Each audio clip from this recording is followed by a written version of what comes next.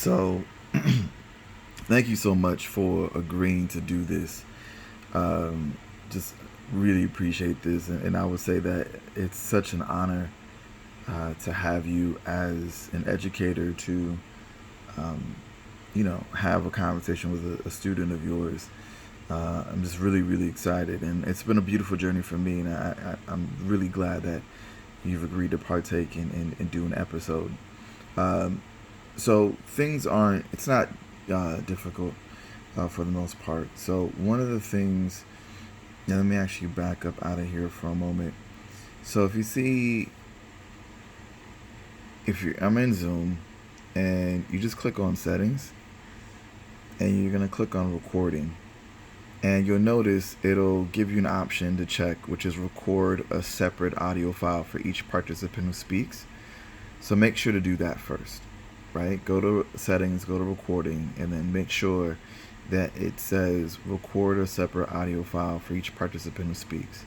And that's just good for audio purposes, because if not, then essentially it could be one of those things where you share the audio track. And what that means is that essentially you have a situation where you're talking and the other person's talking, but if for example, while you're talking and there's noise on her end, it can bleed into the audio on your end. Whereas if you're talking but there might be a little bit of noise on her end, it doesn't bleed into that.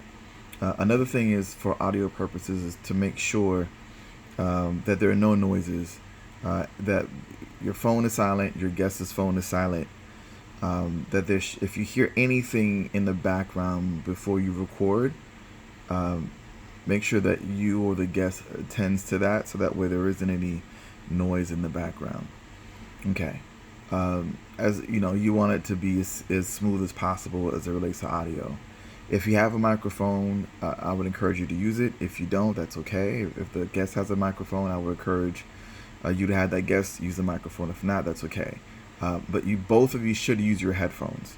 And part of that is because what has happened is, in times, is I interview someone, and because they don't have headphones, I can hear myself through their computer, their laptop, if that makes sense. And so if there's a headphone, I can't hear myself on their end, and vice versa.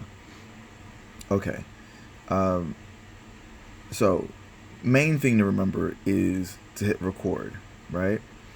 You're going to hit record, and it'll typically give you the option to record, via the computer. Mine already kind of, it's preset to that. At any given rate, as you can see on the top left, now it's recording, okay? And then when you're done, you're going to stop. Now, here's something else that I forgot to mention. Now, here's what else you'll notice. So the recording, I don't know if you can see that. Well, it said the recording would be, file, whatever the case may be. But here's the thing that I also forgot to make mention of. Before you say anything, as soon as you're recording, don't speak for about 5 to 10 seconds.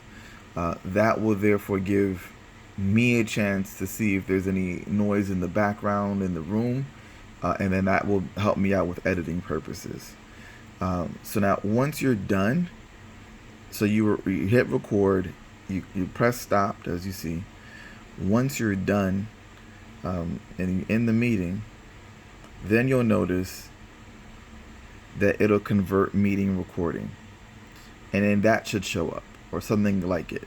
And then what you could do is rename it if you so choose. And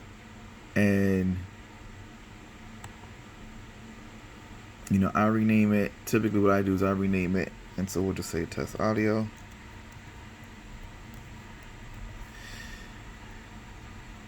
And then I put it in downloads, and then bam. And then once you've done that, you can just email me the file. You can send it as a Google Drive file. That's fine. And then that's it. And then I'll go and do some editing.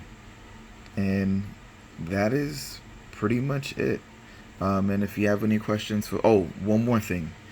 So at the end of every episode, I asked the student, what is something that you walked away? What's the one thing you walked away with from my class or me as a professor?